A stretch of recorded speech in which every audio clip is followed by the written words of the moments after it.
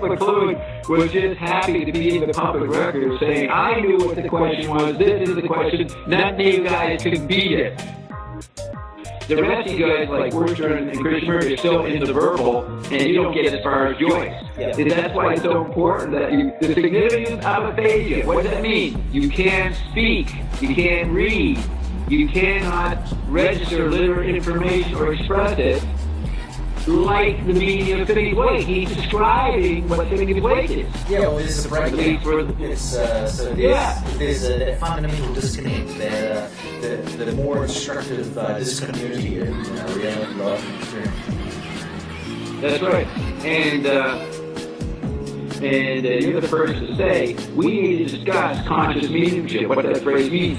And you find this letter which backs up a lot of what I'm saying. And this incredible thing about the significance of aphasia in relation to opinion. You know, what is aphasia? You can't speak. You can't read, right? What's the other thing? It's exactly what McLuhan, and people have noticed, well, I don't think the guys as articulately as I'm saying, they did think it was odd. This is what they used to say in the obituaries.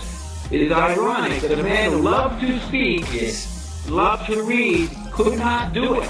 But they don't point out that McLuhan didn't necessarily love to read or speak. He knew it was a post-static world, a post-information society. Finney's Wake expressed that, and he knew.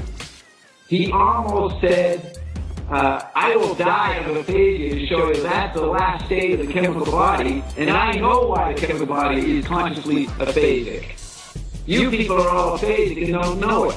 You see what I'm saying? Yeah. And the aphasic, he understood. It wasn't ironic he couldn't speak. He stopped speaking and writing in 1953.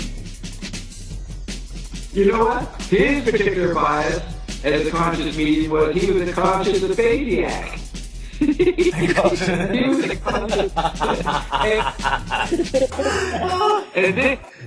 and this is what Douglas Copeland doesn't understand. I haven't even read Copeland's book. Andrew McLuhan, Marsh's grandson, says the best book, the best biography you read. Well, that's because they don't understand this sentence.